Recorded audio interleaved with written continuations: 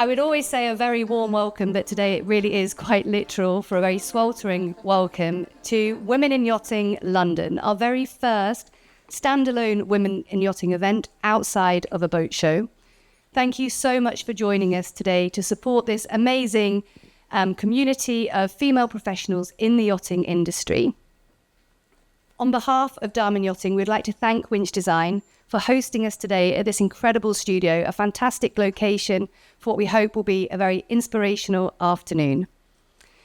For the first time at one of our events, we're going to host a panel, and today we're going to talk about leadership and innovation in the yachting industry and the role of female professionals shaping the future of yachting. So I'd like you to join me in welcoming our panelists to the stage: Annelies Damen, Aino Grapin, Georgina Menheneott, and Julie Clark. Yeah.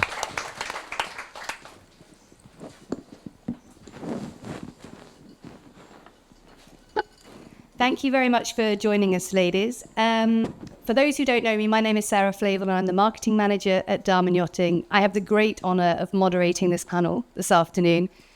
Some very inspirational ladies here. We did have Rose Damen lined up as our panellist, but unfortunately her flight was cancelled this morning, and despite trying to make 2 further flights, it seemed that the odds were against us.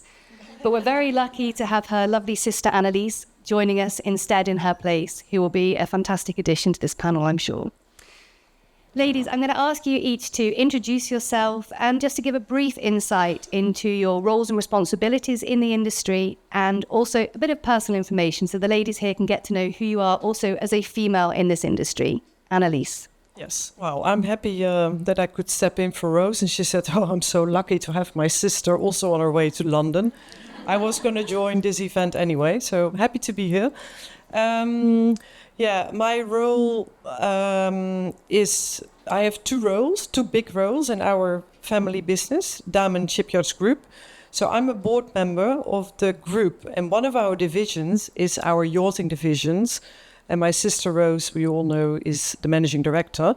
And I have a very creative role because in the company yachting, because I love photography. That's my creative side, and I travel a lot. I've traveled a lot in Africa, especially photographing the women. So it fits perfectly in the theme here.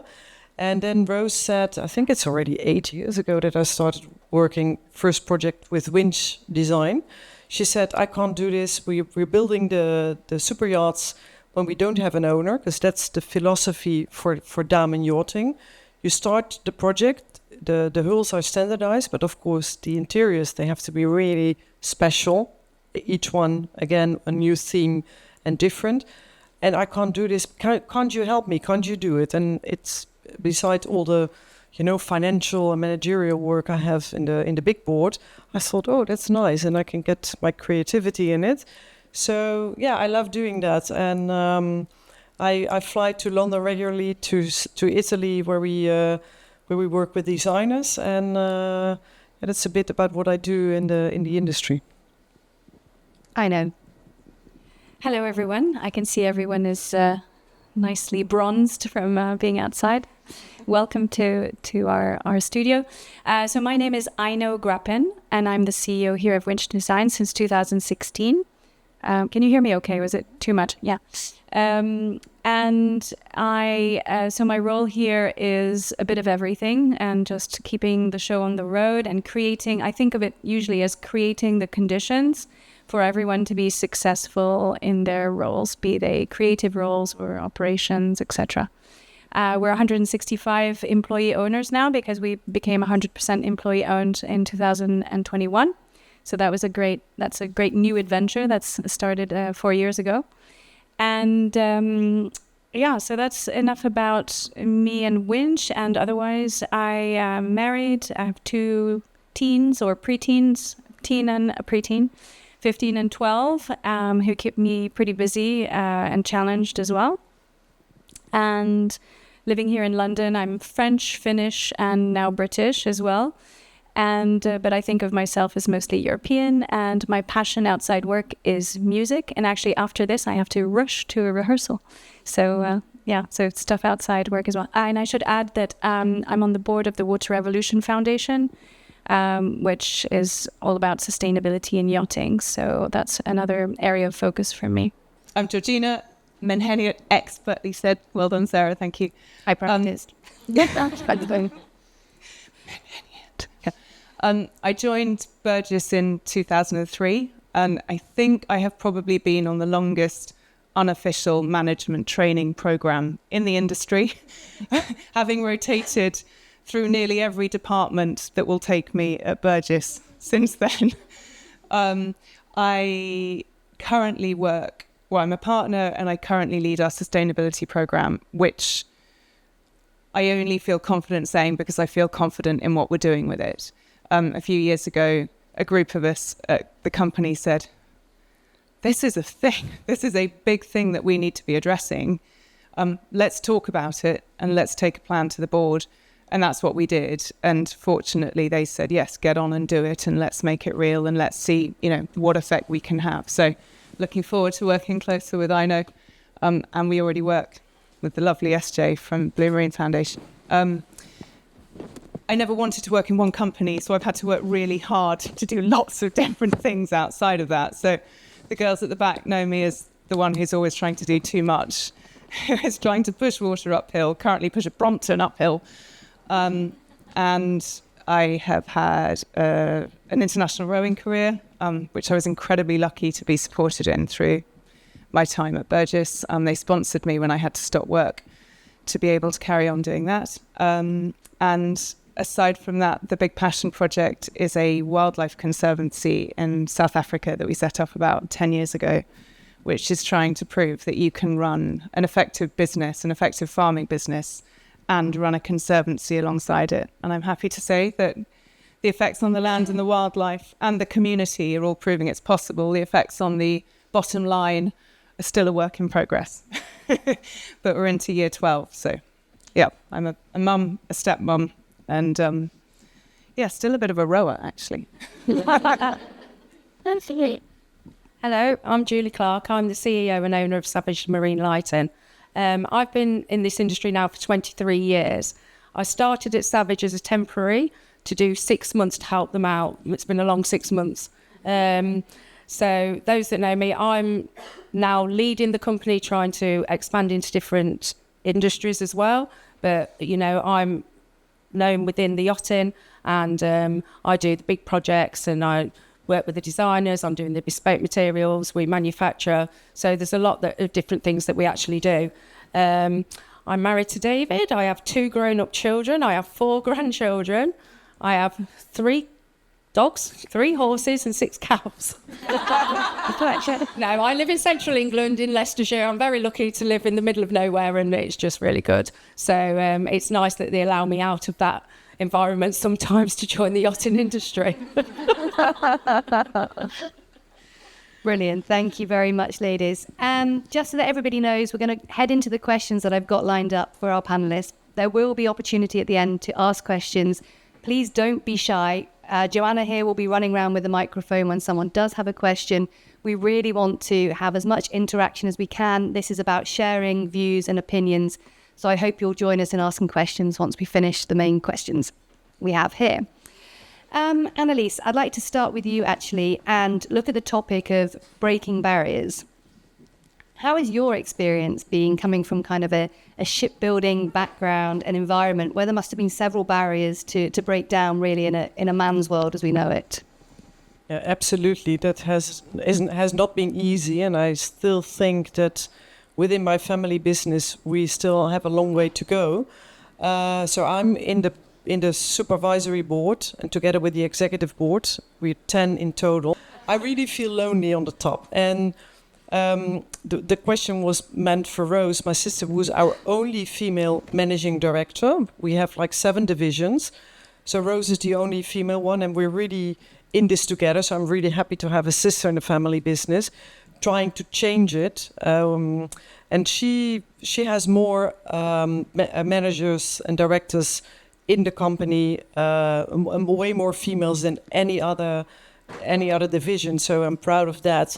And I also started up our D&I policy, diversity, equity, and inclusion. Mr. Trump doesn't want us to continue with this, but I think it's really important.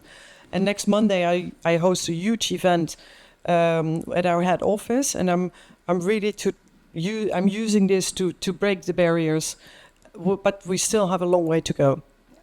And Aino, do you agree? Do you feel that the experience has been the same in the design industry, for example, where perhaps stereotypes are a little bit different? Yes, perhaps there is a greater proportion of women in design. Here at Winch, it's 59%. I was reading our diversity and inclusion reports. The last one was 59% women. However, then if you delve a little bit deeper, you look at the senior team, it's a little bit lower. In the partner group, I think we're just under 40%. And then in the associate group, which is sort of your very senior experienced team, it shoots back up to above 50%. So that there are areas we need to look at. And then within that, you still have certain departments that are all female or all male. And that's where you need to sort of pay attention. So I think we for instance, in CGI, we have a lower proportion of women, IT, none. Yachts exteriors, we have one very talented woman, Yehan, she might be here. We need more. So it's something to work on. Thank you. And for you, Georgina, at Burgess, how has it been? I mean, you've experienced lots of barriers. I heard you mention in your introduction, just from a personal challenge point of view, but how has that been in the broker world? Yeah, I think actually the first thing I was going to say was to echo Annelies's point that you can sit in a room, and I won't be the only one, you're not the only one. We know that sort of that senior white male leadership group well, wherever, whichever company we're working in. I'm a department head and I sit at that table and I have, thankfully I have an equal voice, but I look around the room and, you are faced, whether you're in the room or whether you're on a screen, you're faced with, a set of squares that are generally male faces. We've just actually had another female join the management board, which is fantastic. So I'm looking at one and, every time, if Michelle joins, I'm like, yeah, great to see another woman. And it's quite important that we even celebrate those little moves, because if we don't say it out loud, then it's the status quo for 90% of the people in that room, and they don't notice the difference because we're the only one that feels a bit lonely there. So I think that's really important. I think the industry is siloed. It's an industry that's grown very traditionally. It is, we have brokerage and charter and management and technical services, and men are from Mars and women are from Venus, and never the twain shall meet. And I think it's quite important to note that, yes, as Aino said, there is equality in numbers employed in the industry, probably. But when we get to pushing those senior levels or crossing across those silos, it's that bit more difficult. I think I'm lucky because I have had a non-traditional trajectory in it, so I have jumped around. But that has probably been a help and a hindrance. My career path has never been certain, or I've not known where I was going. But equally, it's a chance to open up another stream and show people like, Bella, moving into a coordinator's role in a department, that there are other roles coming online that can take you into a management or a more senior position. And I think that's what we're starting to see now. Thank you very much. And Julie, for you, your 6 months has turned into a career spanning longer than 20.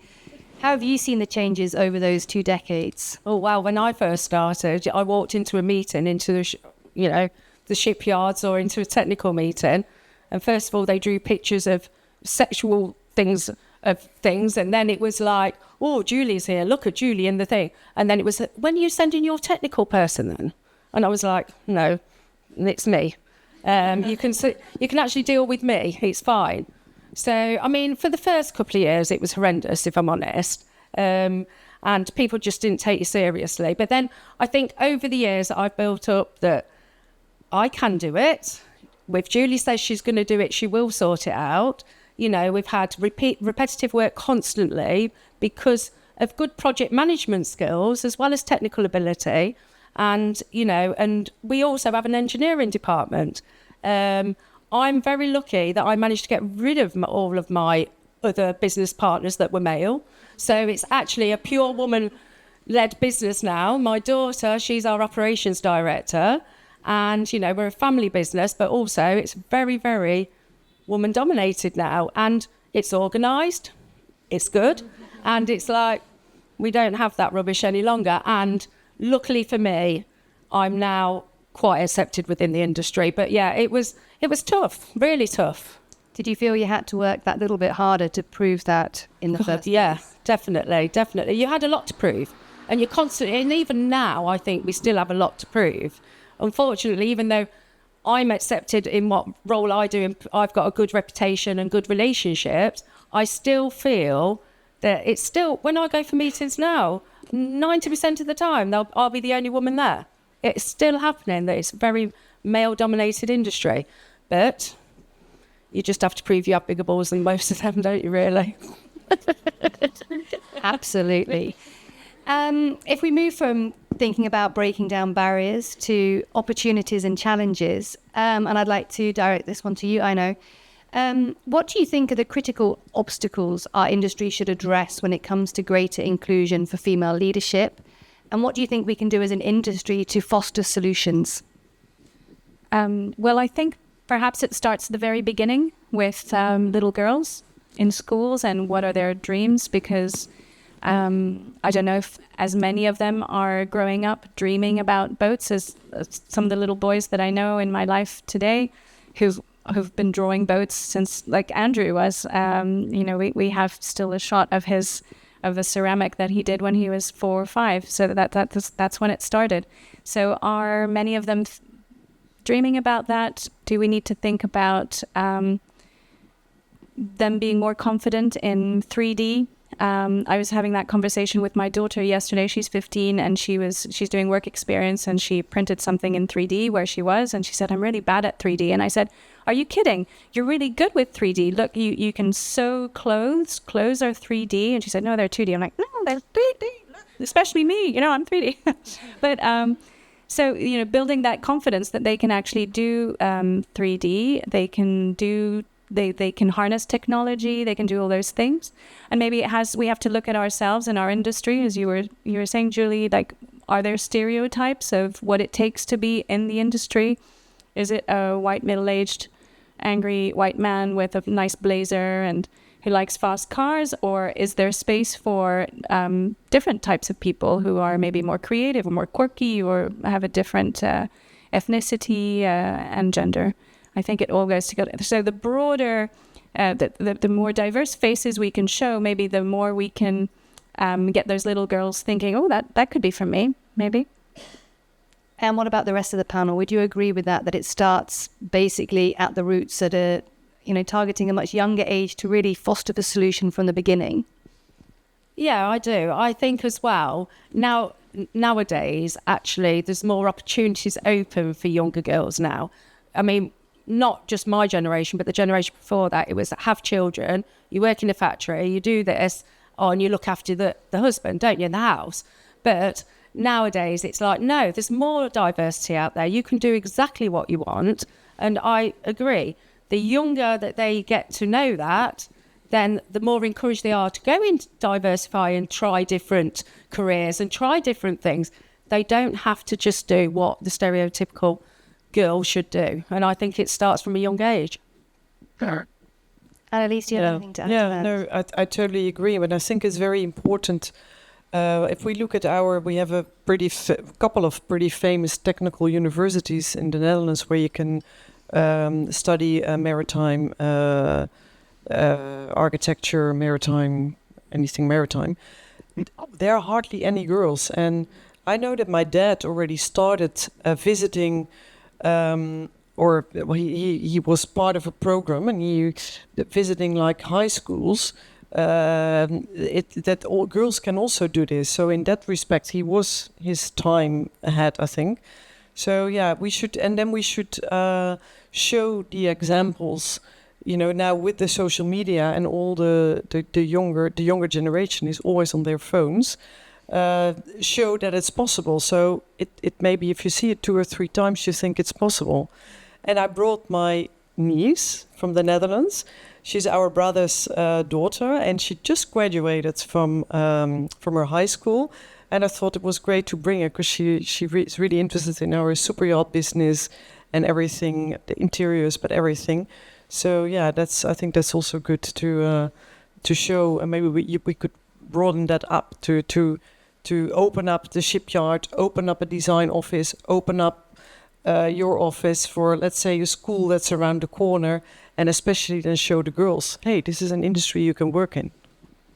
And Georgina, I just wanted to, it's a bit off script, but ask you how we could also apply this maybe from the brokerage side or the yacht sales side, thinking about fostering solutions and the critical obstacles we face there. Yeah, I think it's a really tricky one. Yes, we've got to get girls into maritime. Yes, we've got to start that early. Yes, we've got to get people through the STEM training. And the motor racing industry is doing some really interesting stuff with that. We had a talk with McLaren a few months ago.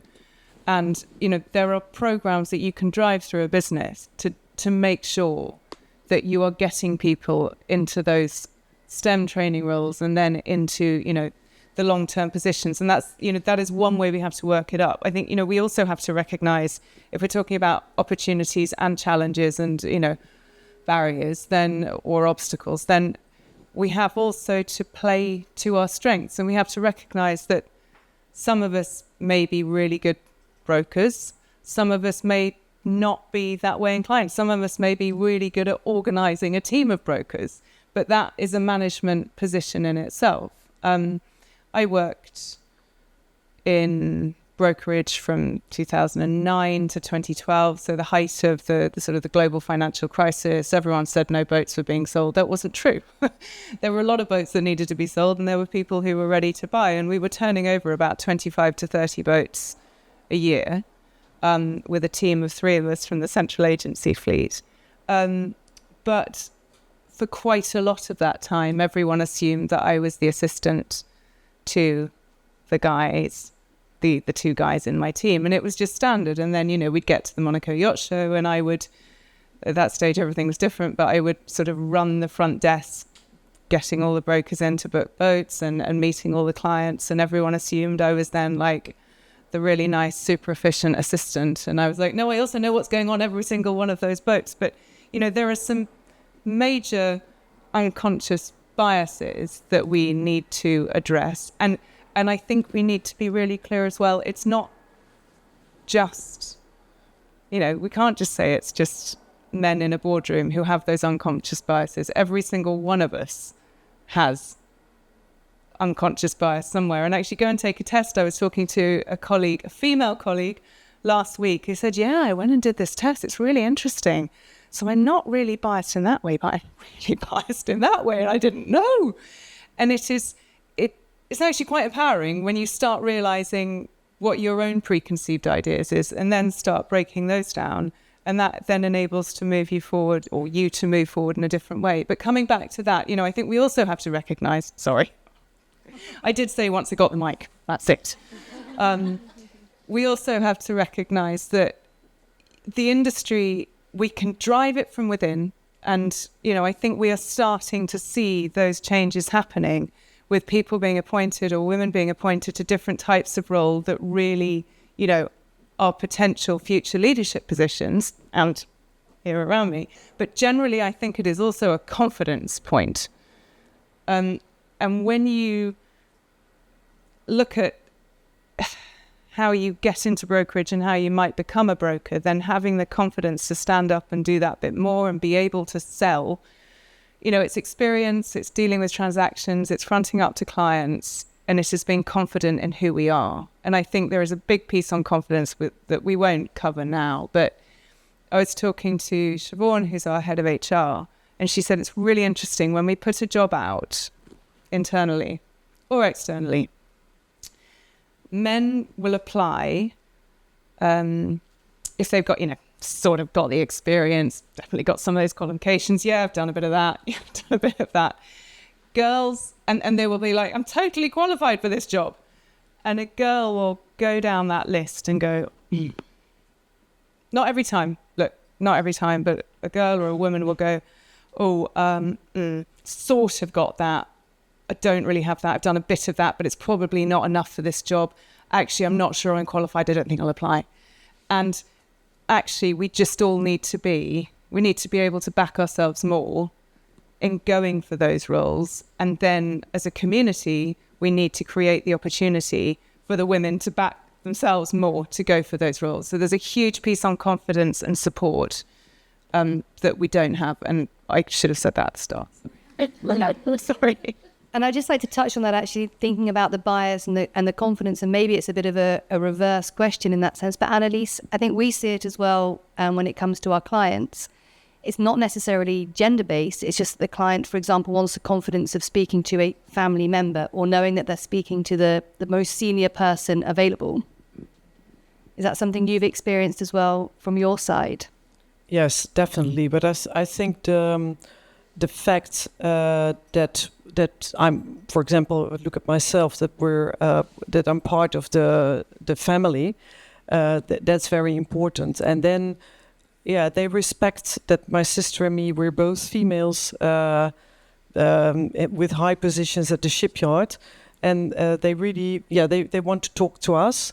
And then we have our brother, who's the CEO of the group. They always also like to talk to him, but maybe in some areas in the world, it's even a small advantage when you're a woman, because I think we can be charming, and we can be, especially I make a trip also to Asia every year, visiting potential clients, seeing our relations. There's one of our relations sitting over there. And I think maybe there I always feel it's a bit of an advantage, because it's maybe easier to also to talk about the design of the yacht, and so I think it helps. Yeah, and then for you, I know we've talked about it in the past. It's a little bit off what we were talking before, but we can't do it on our own either. There's a balance in teams that's also very important. Yes, I that's why we're as worried about all male teams as we are about all female teams. And just in general, what Andrew's taught us is that you can't design a boat on your own. And I'm sure that goes for so many other roles within the industry. It's all about teamwork, because those are super complex, very coordinated projects. And therefore, I think we're all looking for diversity of opinion around the table. So when we design, it's like very iterative. I mean, you're part of the process as well when we work with you as our Amel's client, that it only gets better through iteration.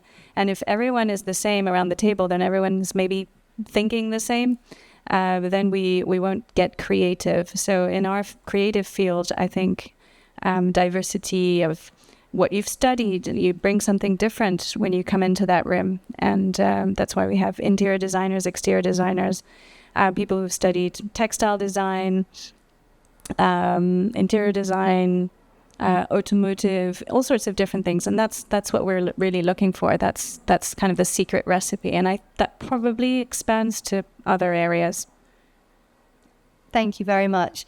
That takes us on to the next sort of topic of leadership and innovation. And Georgina, I'd like to direct this one to you at first. How do you think female professionals are shaping the future of yachting? And are there any trends and shifts that we're seeing that are positively impacting this? Just look around you, right? This whole event, this standalone event, and the first events off the back of boat shows weren't convened by a male professional. This is what women do when women work together. Pascal's just walked in, dear friend, another amazing woman in the industry. And, she makes a point of finding women and lifting them up. And I think when women collaborate, they do it differently. We've got, like you said, we've got to play to our strengths. We all have different strengths. But you bring women in and it becomes a different decision-making process, a different form of collaboration, a more inclusive one, and you know, generally drives better results. I'm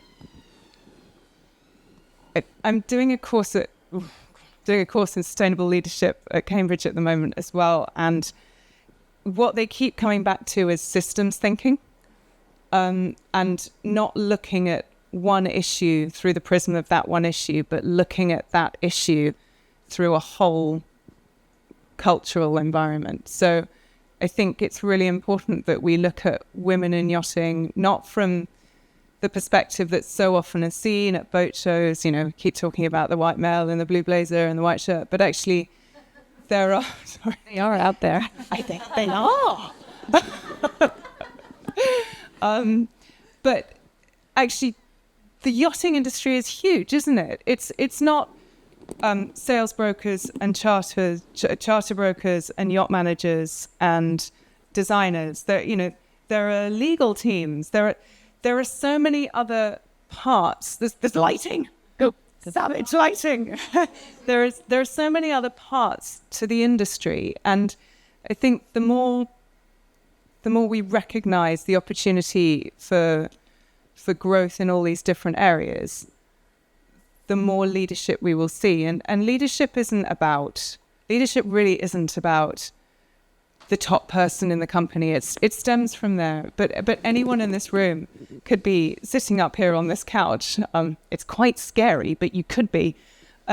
Because everyone has an experience and everyone has an opportunity to take responsibility for their part of ship and show leadership in their own role. And that may be leadership just with, you know, a small number of people you work with.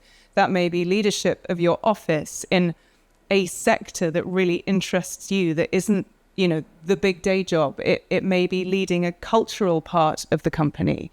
Leadership is all of us doing what we believe in and standing up for it, and then supporting others in their part of ship as well. And I think that is the innovation that we will see as more women rise up through the ranks, and this generation of, you know, strong, amazing, powerful women who, by the way, I'm really humbled to be sitting on this couch with, start leading these firms. I think it is, you know, it is an opportunity for a very upward trend, as long as we keep supporting each other, talk about it in a very, it doesn't need to be a confrontational way, just talk about it, and this is the reality. Let's do something about it, support each other, start making those changes, open up opportunities, training, mentorship, and bring people along.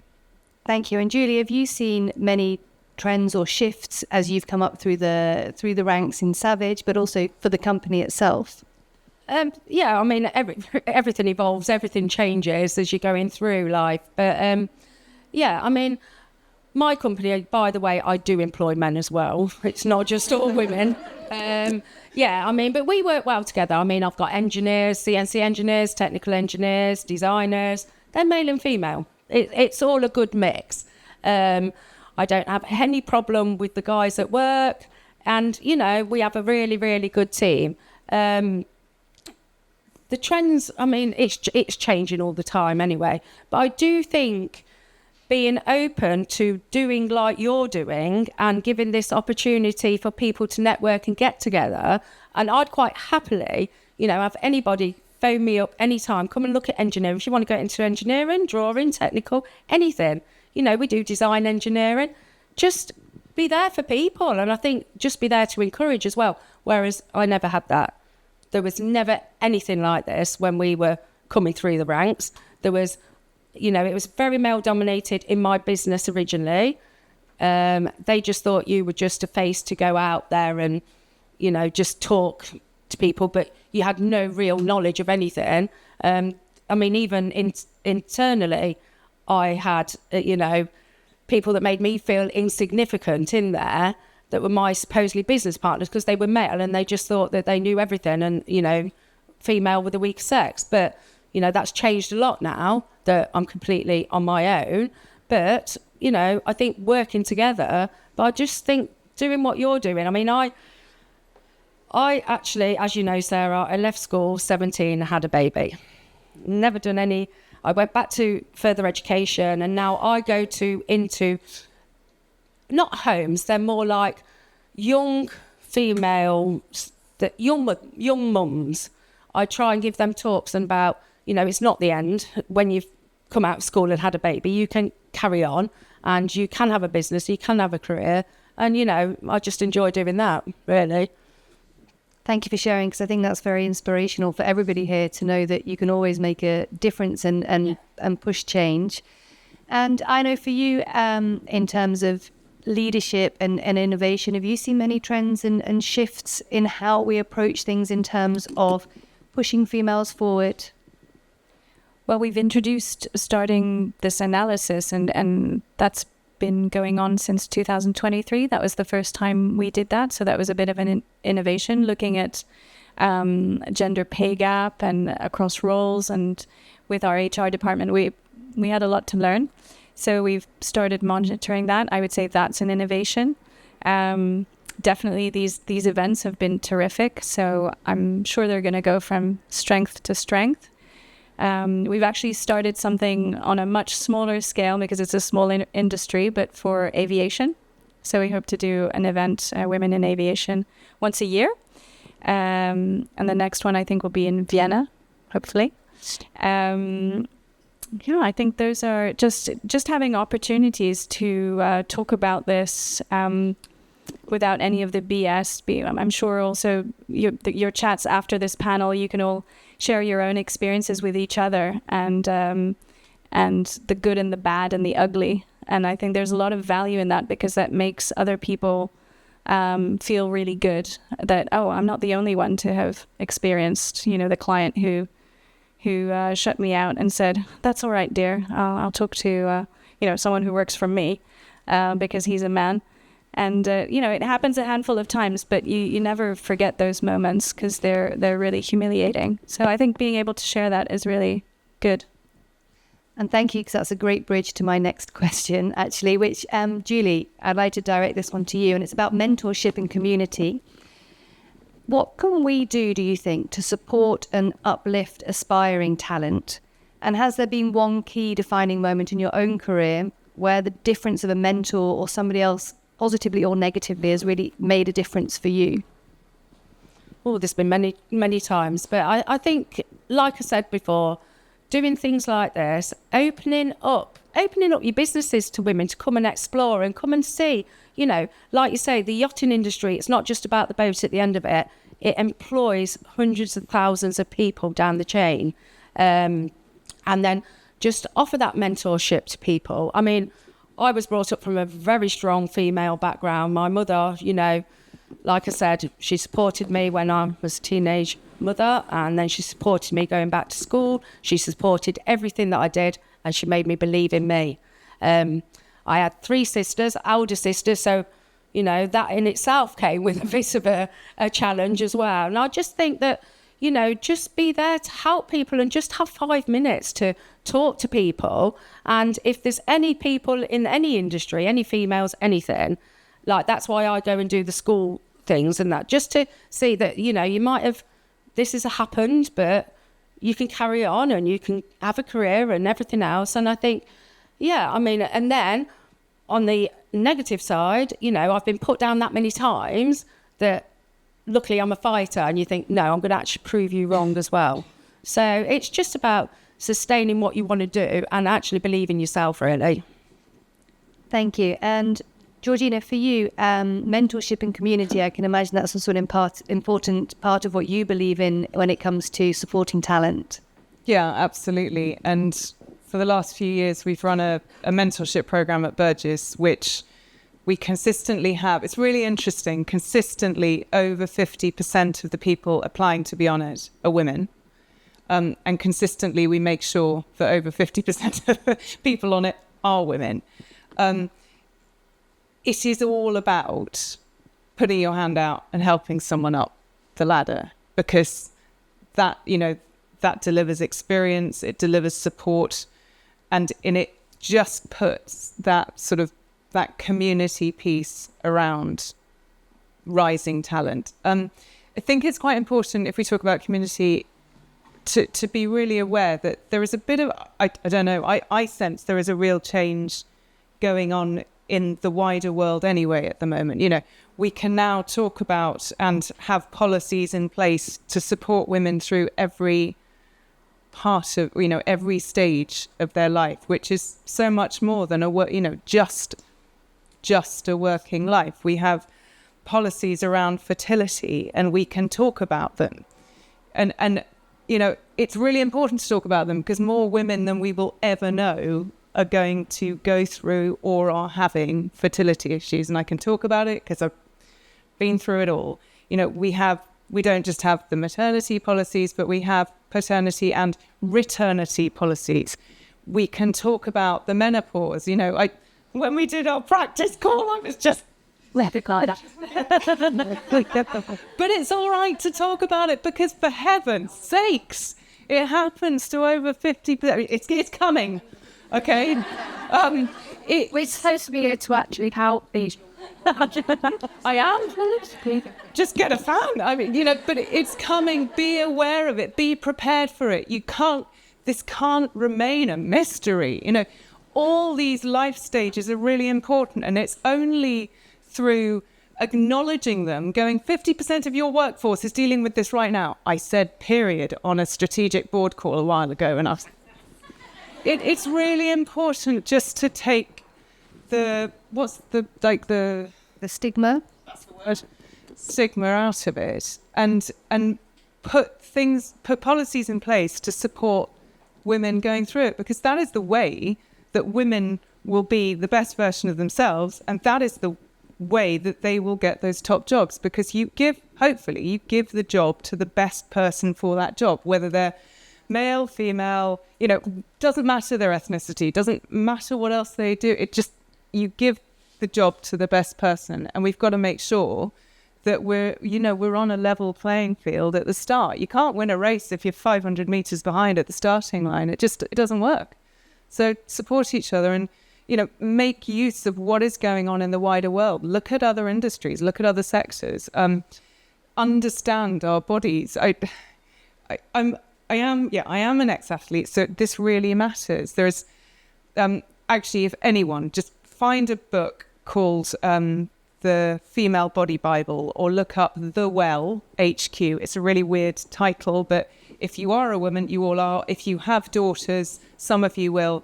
It is written by an ex-rowing colleague of mine who is a sports scientist and a female health physiotherapist and a female doctor. And it is all about supporting your body through the changes it goes through in a very genuine, accessible and fun way.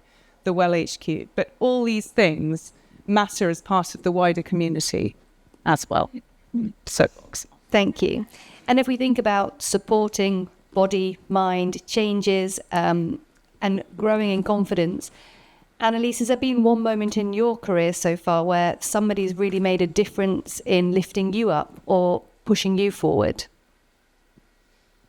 Yeah, and there was also a woman, because I never wanted to work in our family business. So I studied business. I went traveling. I worked abroad on projects like 6 months in New York, 6 months on a Dutch Caribbean island, 6 months in Africa, traveling in between. And my dad said, "Do you want to come work for me?" I said, "No, then I'll never leave again." But then after long trips and working abroad, I arrived back in the Netherlands, well, when I was like early 30s. And I started with my study at the Academy for Photography, but I also needed a job. And I thought, okay, I go work for my dad for 4 days. But I said, I don't want to work, you know, that I have... I want to have a bit of freedom. And he said, I need somebody for the real estate. So that's really how I started. But I of course, I had a business mind and I studied business, but I didn't know anything about real estate. And then our CFO, who was a woman at that time, she really took me under her wings. And together we started up really huge projects. And she was really my mentor. And I learned a lot from her. And that was the only female executive board member in the group we ever had. So... but at least we had one, and she was really good to me.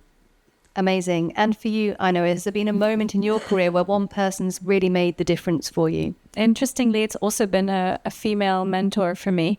I worked at Christie's for about a decade in 2 different chunks.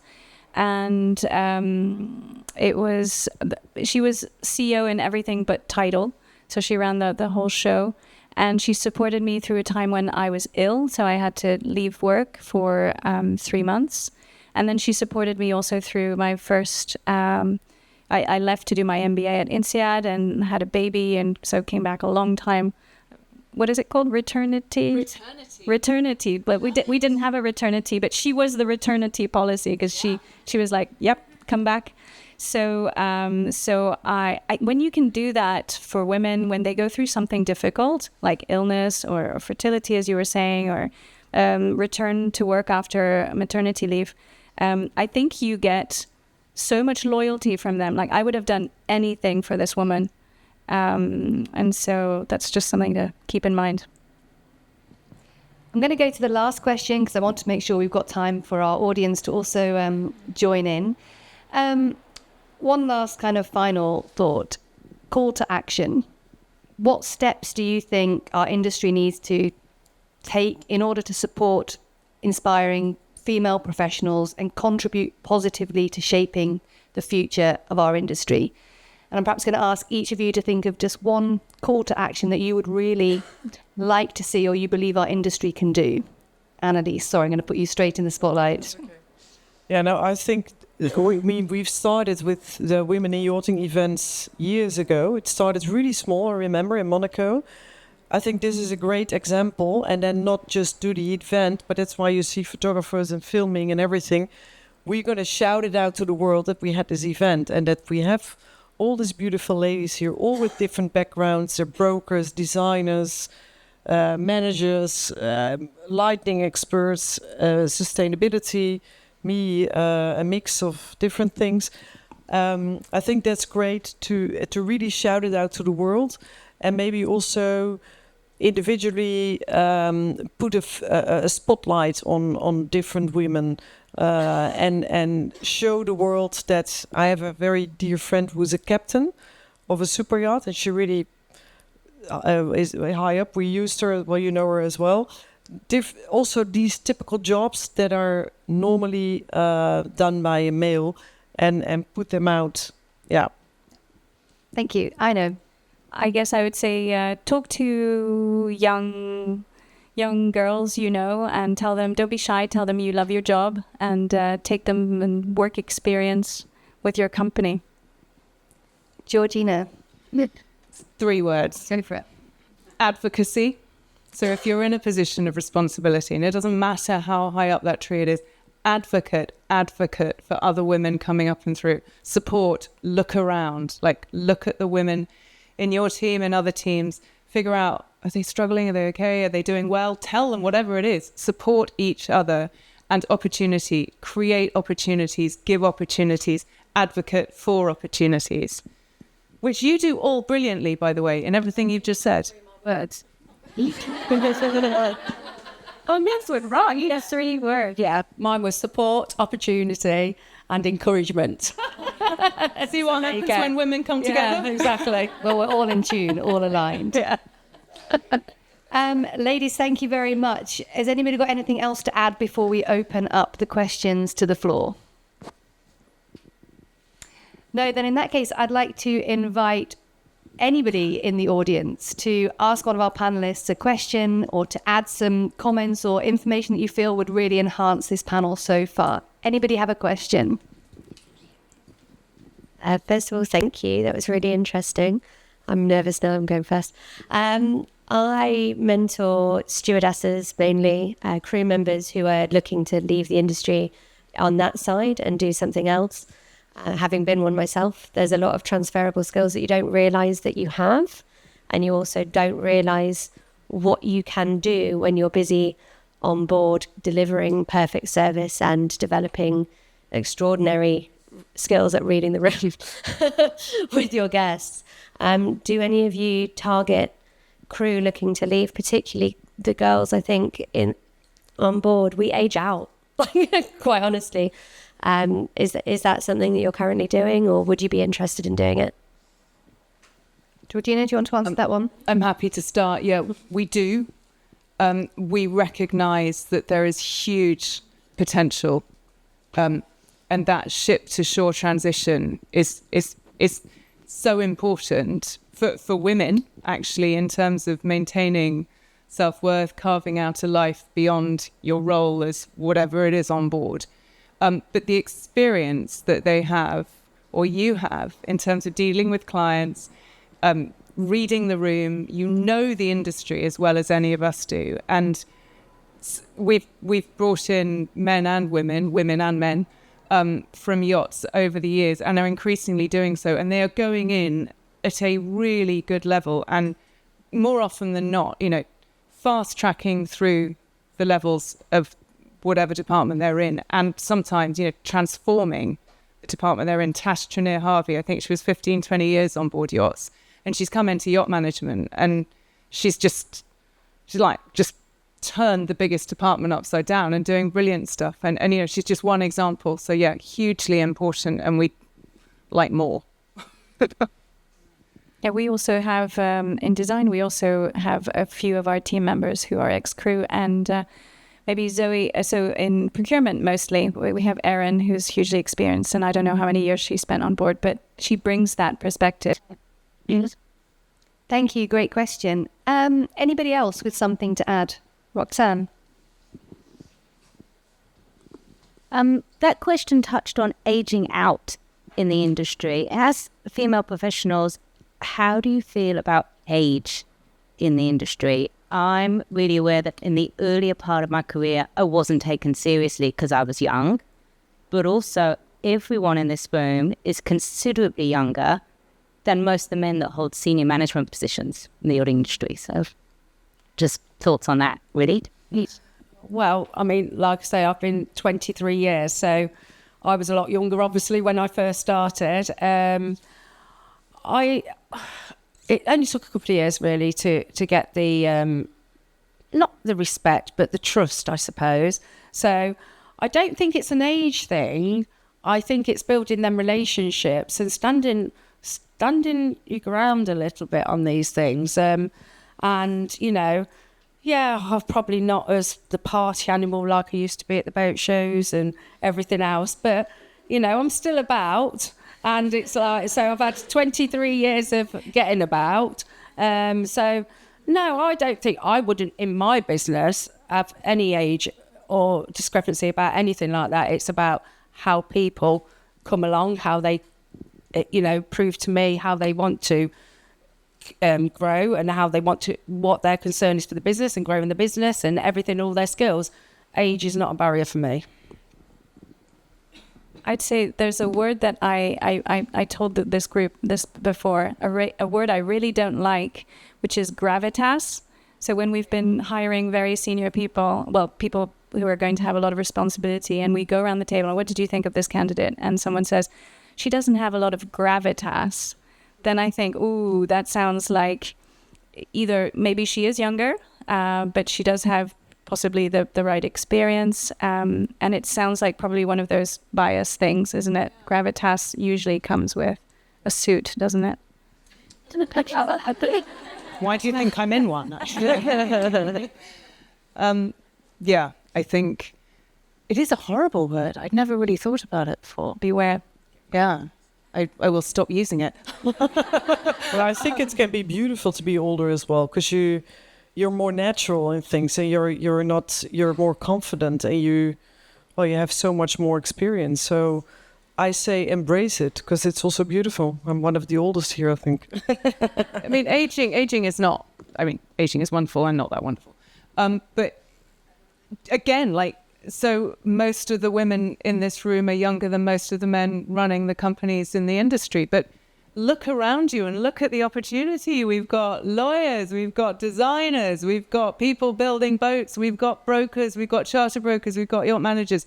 We've got the experience to do what we know how to do, and we've got we innately know how to collaborate, and the opportunity is there. So yeah, aging, yeah, but but there is a world of opportunity with it to build on the experience we have. So answer your question, Rox. Okay, I have a question. By the way, I'm the oldest in the company, so I have no problem with aging, honestly. So, but my question is this. Okay, you talk about women who are the mentors who inspire you to be where you are. Okay. In my experience, men did this. I was surrounded by very nice men who are still around my life, Jason, Andrew, who really believed in me. And when I started, I wanted to do what we did for Yachting Design. They were like, yes, go for it. And I have to say, they are a mentor.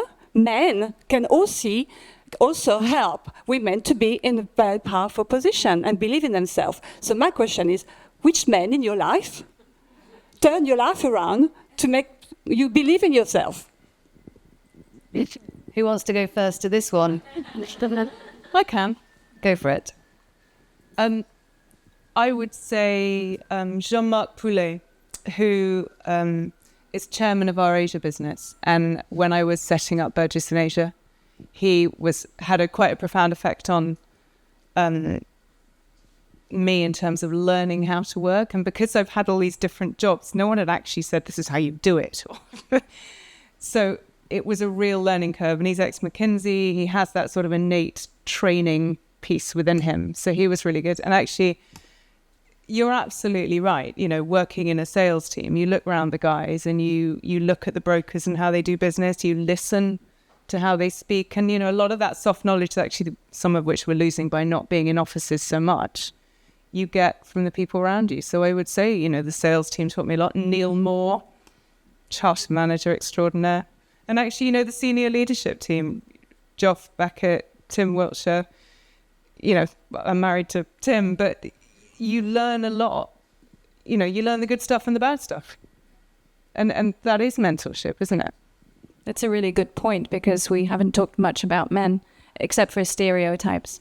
And there are so many that the chances are we will learn more from men out there than women, just because there are more of them. And I've certainly been given opportunities by several men in different roles at Paddle 8, by Alex Jokes and Andrew and Jane and Clive, who gave me this opportunity at Winch Design. So that was a huge mark of trust, and it's been a partnership ever since. So it is super important, and they can play a huge role obviously in supporting women in our organizations. Yeah, there's a Dutch, I started in real estate, and I didn't really know a lot about real estate, but there's a very famous real estate broker, real estate big guru in the Netherlands, Cor van Zadelhoff. He's one of my father's best friends, and he also said, your daughter has to do this job. And then he made sure that there was a program, and he himself really got involved to make sure that within 1 year I knew everything about real estate. So he was a real mentor to me. Yeah. And for you, Julie? I'll be honest with you, I never had a strong man in my life to actually encourage me. But my husband, obviously, he encourages me. But I'll tell you, the most people that encourage me today that are men are all my employees, the male employees. They absolutely bring me up, because we all get down, you know, and when things aren't right or things aren't getting quick enough or something's not coming or anything, they believe in me. All my male employees believe in me, and they give me the biggest boost now. Thank you. Great question as well.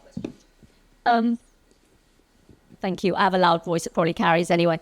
I've often found that the most judgmental people of women are other women.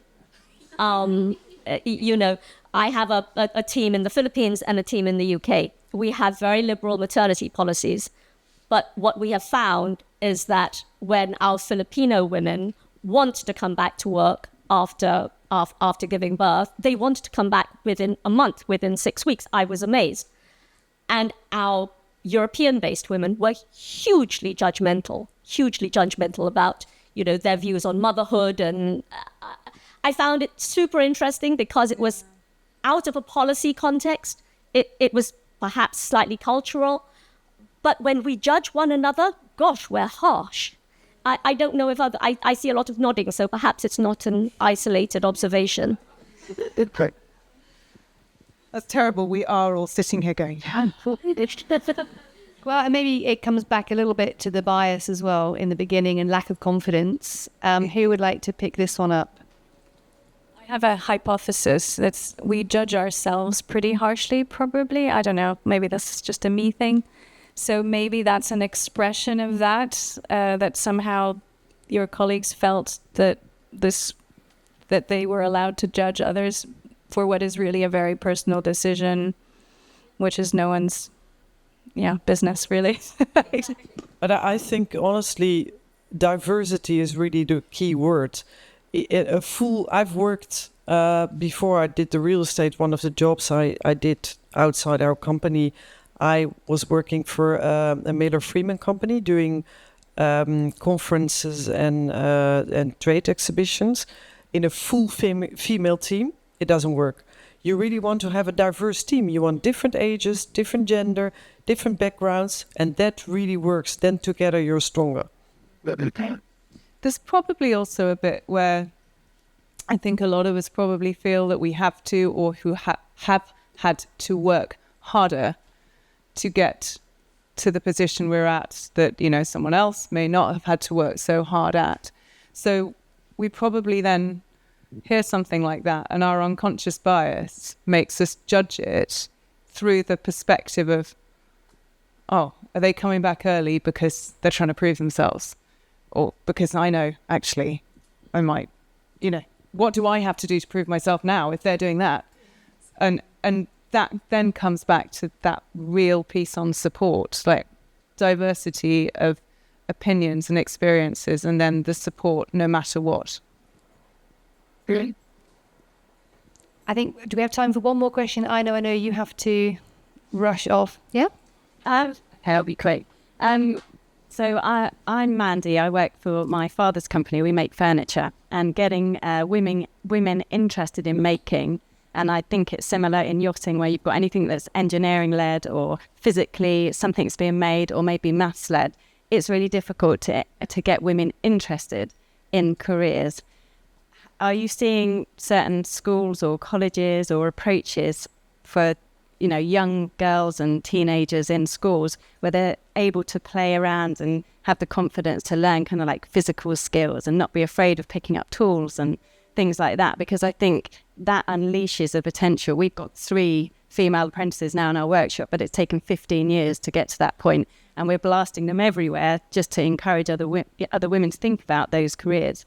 And I think, Annelies, my question was really for you, because my understanding of technical learning is so much better in Europe than it is in the UK. There's barely any technical training available anymore for boys or girls, but less so for girls. No, that's the company group-wide. We have a lot of attention for this. So we also have our own technical schools. It can be, you can be male or female. So to make sure that, because it's so difficult that the technical building, the welding, the other, pipe fitter, all that. So we have our own schools in different countries and at shipyards, and I think we really put a lot of effort in engaging with high schools and also technical schools and technical universities to talk about our company. We offer a lot of traineeships, and we also we try to hire a lot of girls as well, so it will be diverse. So yeah, we have a lot of attention for this within the company. We've got one more question just to squeeze in from Sophie. Sorry, guys. Hi. My name is Sophie. I'm from GMS Yachting, and I'm one of the senior managers of the team as well. So possibly it's one of your Asia, the ladies who was in maternity leave, actually working all of the maternity leave for the 6 months, except for 3 days in ICU. Sorry about that. But my managers doesn't want that happen, directors of course. But my question for you guys obviously will be, with your life, your families, your children, and your parents, older parents, and everything else, and how can you become the leaders? How can you manage your life and the work, and how can you balance that? So, for example, when you're close to 40s or 50s, there is a big challenge in front of you. So, if the directors want to put you in a much more high level of the companies, how can you do that? So, Well, last year we started to look at the work-life and life balance, and we actually only do a 4-day working week now. So what used to happen is we used to do till 1-2 o'clock on a Friday. Absolutely no production going on. It was useless. So we spoke about it, and everybody, was big on this 4-day working week. And so I said, right, well, let's trial it for 3 months. So they now do their 39 contractual hours within Monday to Thursday.